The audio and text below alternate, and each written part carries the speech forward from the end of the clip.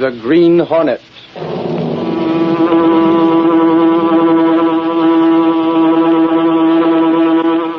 He hunts the biggest of all game, public enemies that even the G-men cannot reach. The Green Hornet.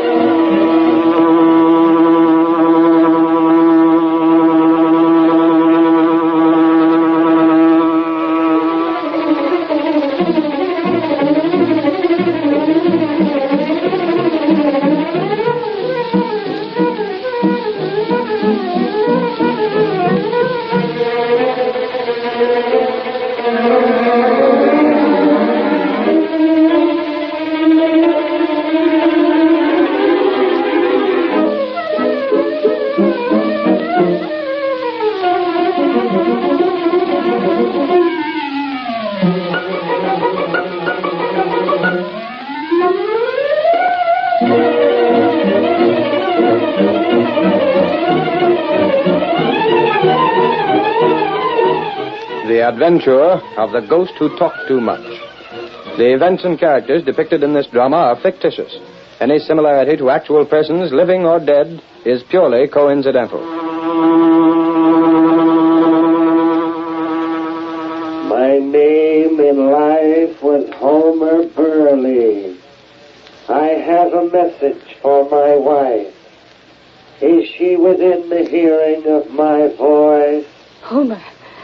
My dear husband. Have you anything to ask your husband? Homer, dear, are you happy? I would be happier, Myra, if it were not that I'm worried about you. I don't want you to go hungry, to know poverty. But you left me that insurance. It needs wise counsel. Myra, I want you to see his name. Abbott. Then I will not worry. Homer, are you still there? I am afraid I have lost contact with him, Mrs. Burley. Oh, there's so much I still wanted to say to him. Call him back, Roger. Tonight I'm exhausted. Perhaps another time. He gave you one message, though. Abbott. I'll see him. A man named Abbott.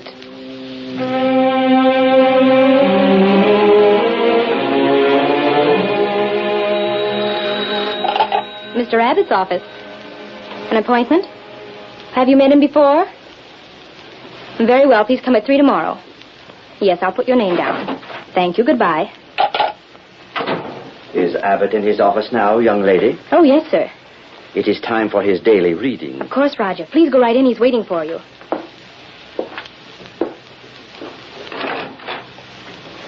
Well, Roger. The time has come, my friend, for a study of your day's horoscope. My checkbook, you mean? That's it, Abbott. How is business? Going good. Since you moved into that swank headquarters. I had a couple new ones in yesterday and called back their husbands. Women with cash? Of course. I made sure they had dough before I went after them. Good going. I'm branching out some more, Abbott. I'm putting a girl in to do nothing but check on the death notices and adding another woman to the sales force. Sales force? Of course. After I've learned considerable about a certain widow, she has to be sold on the idea of coming to me for an interview and a sitting, doesn't she? Well, I'll be... Roger, you're all right. Furthermore, Abbott, we're not going to be quite so barefaced in taking their cash for wildcat stocks. What do you mean by that? Precisely what I said. We're going to run this office of yours more along the lines of a dignified brokerage house and actually make some legitimate investments for some of these people. We can run a lot less risk with the law and still make a big thing of the business. Now, look here, Roger. Suppose you run your crystal-gazing emporium and let me run this investment office. As long as you run it along the lines I consider intelligent, you may run it. Otherwise, I will interfere. But I'm all I right. don't propose to see both of us land in prison, you see. I've done all right so far. And I will see that you continue to do all right. Now, how much have you taken in since yesterday? Mrs. Wilder came in with $5,000 to invest. What did you do with it? Sold her some Continental merchant stock. That is utterly worthless. Sure. But she won't know that for a long time. The profit on that deal was $2,000. Anything else? That's all. Abbott, you are a fool to try and double-cross me. What do you mean? Do you think I have so many facilities for gathering data without using them for the most important angle of my business? You seem to forget a matter of $500 you took from a woman named Joyce. Moreover, Mrs. Wilder left $10,000 with you, on which my share amounts to $4,000. Who told you I'll that... take the money in cash, Abbott, and don't take such risks. I might decide to find another broker to work with me. You try that and I'll land you in jail. You will land me in jail for what? You're in this racket as deep as I am. That's a matter of proof, my friend.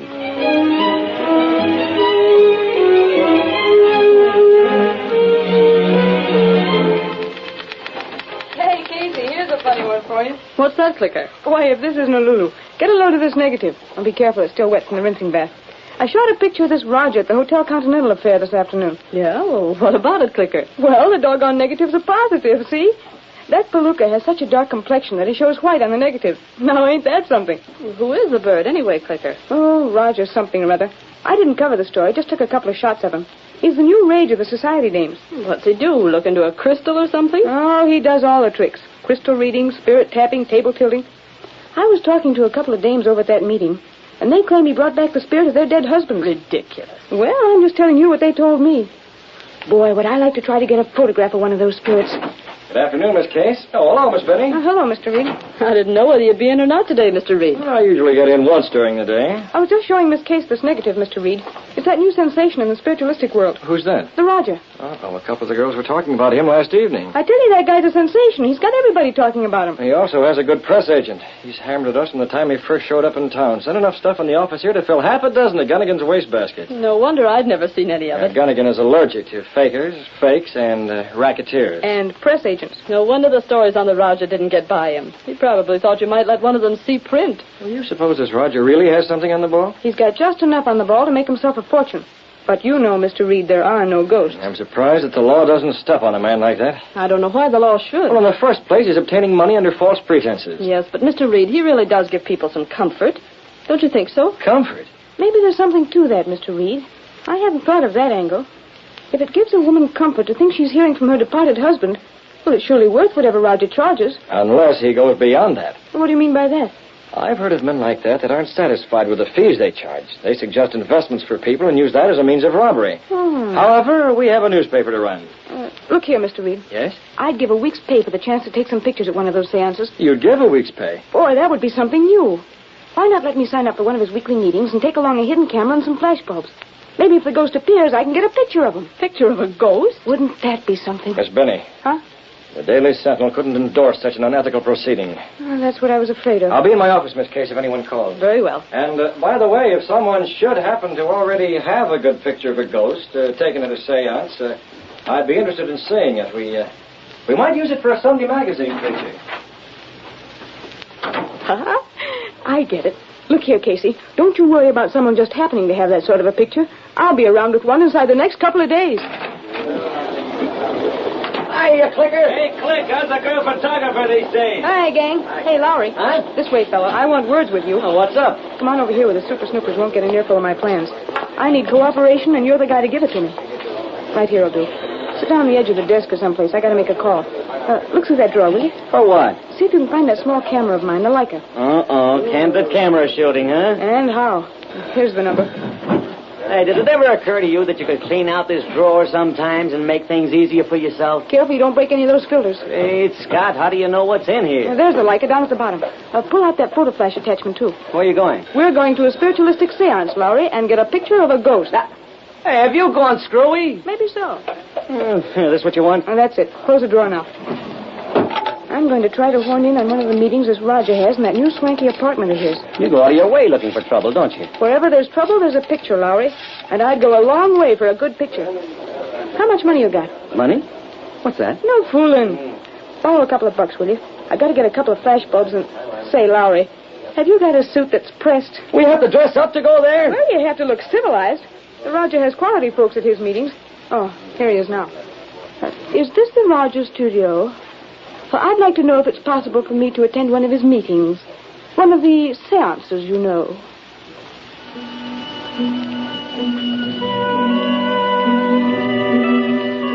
Soft music came from an unseen source in the velvet draped room where Raja held his seance. In the incense-filled atmosphere, amid luxurious furniture and silk tapestries, a well-dressed group of people awaited the appearance of the Raja himself. Slightly apart from the rest sat Clicker Binney, trying to show the same wide-eyed expression of awe the other ladies showed. With her was Ed Lowry. Ooh, Clicker.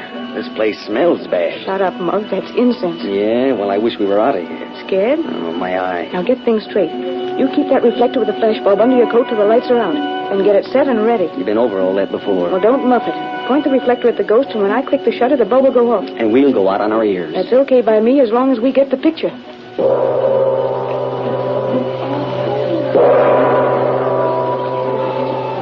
The Raja stepped from behind heavy drapery, with his head swathed in a turban of royal purple and a gown of similar color, came to within a few inches of the floor. His deep-set, heavy-lidded eyes surveyed the people in the room for a minute, and then he took his place at the head of a table and motioned wordlessly for the others to gather close to him. As they did so, the lights became dimmer, and then the room was dark. In an adjoining room, a man and woman stood with many yards of cheesecloth draped about them. To commune with the spirits that lie beyond the grave, I must ask that all of you remain absolutely silent and concentrate on the hope of seeing one who was dearly beloved by you in life. While you concentrate, I shall place myself in a state of mind that comes close to the borderline, beyond which no person once crossing has ever returned in body.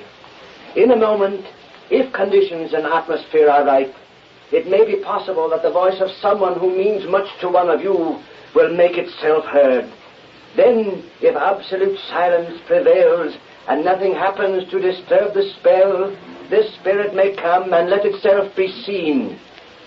If it is recognized by any one of you, please speak softly and address it by name. I'm to go out first tonight, Jane. I wondered who was going to call you Daddy this time, Greer. Not so loud. Where's the megaphone?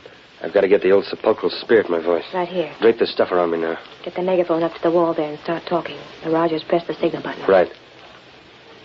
Someone is near the borderline, calling to me. That sounds like John. I must caution you not to speak out until you see him and recognize him. Someone calls me. I hear a voice.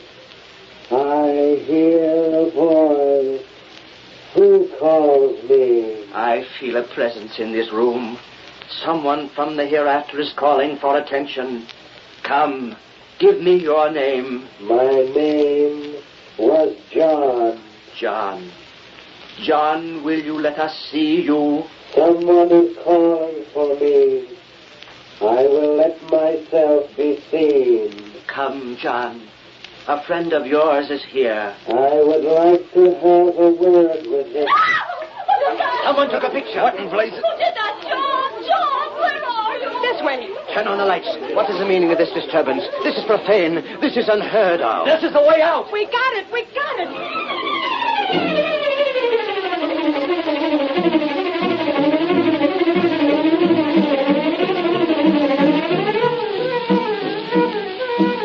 The curtain falls on the first act of our Green Hornet adventure. Before the next exciting scenes, please permit us to pause for just a few moments.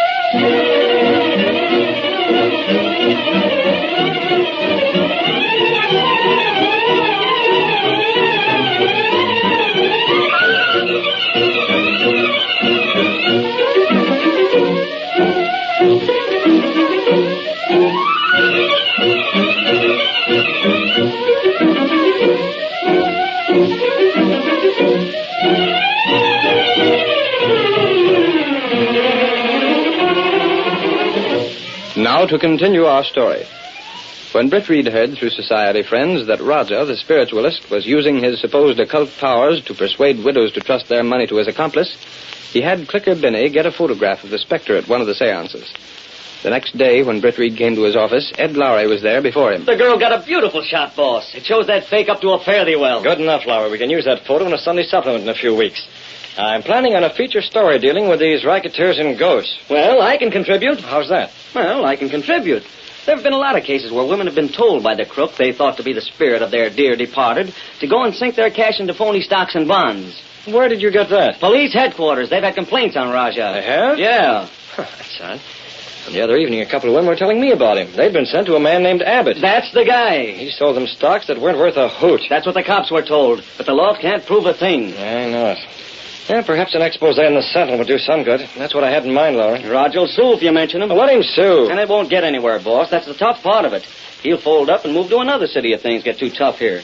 There's no way to get the goods on him, and less chance of linking Abbott up with him. Yeah, it's a confounded shame that this sort of thing can go on unchecked. You're telling me? I say the way Raja and Abbott worked the racket, it's almost foolproof. Where's the picture Miss Binney took? Here, take a look at it. Say, that is something. Isn't that a Lulu? Well, it's a darn shame the cops can't take that as evidence. It wouldn't mean a thing. I know. Roger didn't charge anything for the seance, so the law can't touch him. Hang it all, it's the old story. The law can't touch him.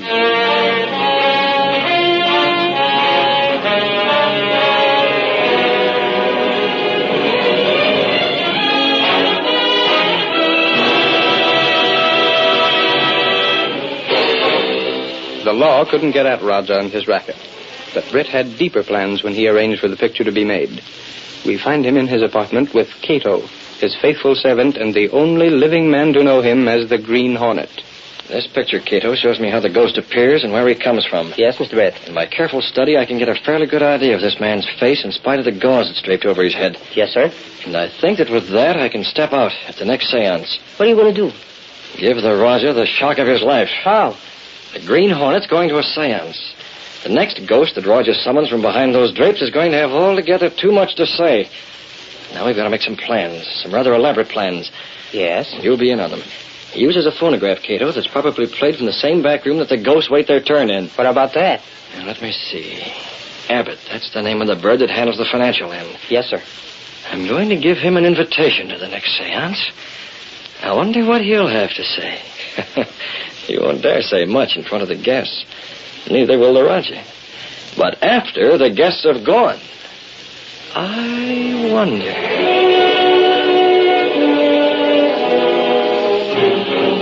Several evenings later, an exceptionally fashionable group of people were in attendance at the seance. Before the Raja made his appearance, he met his accomplice, Abbott, in the side room. Have you seen all the new people that are here tonight? I wouldn't know the new from the old. We're getting the society trade now, Abbott. People with lots of money. Not so loud. They can't hear me in the next room. What are you going to do here anyway? Sit in. Sort of unusual, isn't it?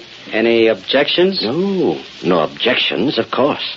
Glad to have you here. I just thought I'd see if you weren't trying a little double-cross on your own hook. Whatever gave you that idea, Abbott? You've been mighty quick to suspect me. I had sufficient reason to. Okay, Raja. Just don't try anything, that's all. You better go and sit down. I'm going to start in a couple of minutes. Right. This should be worth watching, you fake. Greer. Ready for the music? Yes, you may start the recording now. Give them a good show tonight, Greer. Now, Jane. Yes? You're to be the daughter of James Stillwell. He is in the group. Drowned last summer, didn't I? That's right. I have the part memorized. Good. I'll go and start things. I'm going to ask that guy for raise and pay one of these days. I'm worried about that picture someone took the other night. Haven't heard anything from it. What's there to worry about? I don't know, Greer, but just the same. Keep still. They can't hear it. Who? That mask. The Hornet. Keep your voices down. You'll regret it. What's the matter with... Steady, you crook. You're going to take a little nap. You went out nicely, young lady. Yeah, that's it. Just lay right down here. All right, Cato. You can come in now. They made no noise. Yeah, that was the big gamble. But I guess they've grown so accustomed to keeping quiet back here that they did it subconsciously. How's that? You want it? Very well. Hurry and get it set on that machine. Yes, sir. Now, work it out. Let me see. Oh, there's a good place to hide. There is. Have the car ready right outside the window? Yes, sir. What time is it now? 10 o'clock. We've got to handle things just right. Stop the machine. If it is recognized by any one of you, please speak softly and address it by name. Concentrate, my friends. Concentrate. Now for it. We must all concentrate. There seems to be a disturbing influence among us. Is there someone called Lucia? That's me. Concentrate, my dear. Concentrate. Do you speak from the hereafter? I speak to someone called Lucia. Vincent. Vincent, is that you? You wish to ask me something? Something is wrong. Yes. Yes, tell me, dear. Are you happy? Yes, Lucia. I am happy. Before you left, I never knew. Was there any pain? Did you suffer, dear? There was no pain. We miss you so much. Lucia, there is one thing you must do. Yes. Yes, tell me. It can save money. Yes. Yes. You must invest your insurance. Take it from the bank and invest it. But I don't... Hear me, Lucia. A good investment house. The Gurney Sanders. What? Concentrate, please. Do not disturb the spell. I remember the name. Vincent, tell me. Tell me a little more. Vincent, I can't see you now. Tell me a little more. Vincent! Concentrate. Concentrate, my friends. Do not break the spell. Someone whose name is Elizabeth. That's my name. Elizabeth, your brother sends you word through me. Yes. Yes, my brother. Where is he? He couldn't come. He sends you word. Do not trust any but the firm of Gurney Sanders with your investment. Do you understand? Yes, I understand. My brother was always afraid I'd... I can do no more. I can do no more tonight. There is a disturbing influence here. The seance has ended. I am not well. Please, the lights. Another time. But please, now, go. I want to talk to Vincent again. Another time. Another time, please. My brother. Can I get more word from my brother? Another time, I tell you. Go, get out, leave me. I am not well. The Raja turned up the lights, and the amazed people were hurriedly sent from the luxurious room. All but Abbott, who remained behind until the others had gone. And then... You dirty double-crossing crook. It's a good thing I came here tonight. Abbott, believe me, there was something wrong. I don't know what happened to Greer. I can tell you what happened to Greer. You decided to play along with that Gurney Sanders firm, huh? I got the tip-off on that, Riser. That's why I came here tonight. You're crazy, I tell you. Oh, no, I'm not. You're the one that's crazy to think you could put something like that over on me. Maybe you thought my office wasn't swank enough for the society swells you had here, huh? No. You had Greer all primed to give that stuff out. Then when you saw me, you didn't get a chance to change the instructions. It isn't true. Oh, yes, it is. I'm not a blind fool, you know, Riser. Well, don't get the idea you can double-cross me. All right, you blustering idiot. Just what do you propose to do? I'm going to smash you. Oh, no, you're not. Maybe you're the one that took that picture the other night. I don't know what you're talking about. Maybe you thought a photograph of one of the ghosts would smash me. Well, let me tell you this. I know the law, and I've stayed inside the law. And that's more than you have done. Oh, is it? Yes, it is. You open your mouth, and I'll send you to jail. You can't do it. Oh, yes, I can. There have been plenty of people who have gone to your place and bought worthless stock. There have been a lot of others that have bought stock from you and been told the stock went down. That what they bought on margin was wiped out. I happen to know, Abbott, that you never bought the stock at all. You just pocketed the dough. Well, don't get any foolish ideas about trying to make trouble for me. You can't double-cross me and get away with it. Who's that? How do I know? Where is Greer? You can ask him.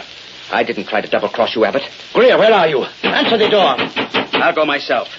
We'll continue this discussion a little later, Riser. I'm not through by any means. Where's he at? Stand aside. Let's go through the place. Police, what's the meaning of this? What do you want here? Where's the Green Hornet? The Green Hornet? I know nothing about the Green Hornet. He's hiding out here someplace. I just got the phone call a little while ago, and we come right over. It's too bad he didn't do something about you two rats before he skipped out. He's probably gone by this time. Whoever called you was mistaken. There was no phone call from here, and the Green Hornet has not been here. And we don't want you cops around. Now clear out. What are you doing here, Abbott? I am reading his palm. You think fast on your feet, don't you, Roger? Let's have a look behind there. One moment, officer. Maybe you've heard that a warrant is required before you can search a man's home. You know all the laws, don't you? Sufficient of them. That's why I came here tonight, Joe. Someone in there. Come on. That's my voice. Let's go see. You think you could put something like that over on me? Maybe you thought my office wasn't swank enough. You two talking. It's a frame-up. Shut up. No. Let's had Greer all primed to give that stuff out. Then when you saw me, you didn't get a chance to change the instructions. It isn't true. Oh, yes. Let me out of here. Right where you are. Turn that thing off. Quiet, Roger. Looks like we got the goods on you at last. Let me go. Let me out of here. No, you don't. Not so fast. That record will hold in court. Hang on to these two. We're taking you both in and that record as well. No, it's a frame-up, I tell you. You can't do it. Let me go. This intrusion. You have no warrant. We're taking you guys in without a warrant. Take that record along. Who did it? Hey, look over there. Those two on the floor. Holy mackerel. What's happened to them? It's Greer. Your helpers. I knew there was something wrong. I told you, Abbott. I told you that Greer wasn't the one who appeared. They're alive, all right, just knocked out. Yeah. We better call the boys and have the wagon sent over. This thing's bigger than we thought. Yeah, take that record so we don't lose that. I've got it. And hey, holy cats, look at this. I get it now. We were sent over here to get the Green Hornet. Okay. Look what's on the record. The mark of the Green Hornet. There he goes. He's outside. He sneaked out this window. Boys, I'd say offhand the Hornet framed this whole thing. I told you we were framed. It won't hold in court. Oh, yes, this will hold in court, Raja. And for once in his life, the Green Hornet's done a good turn for the police department.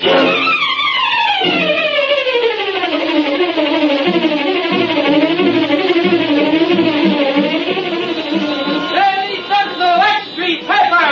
Read all about the Raja! Green Hornet, that spiritualist! Green Hornet to the north, that's the West Street paper!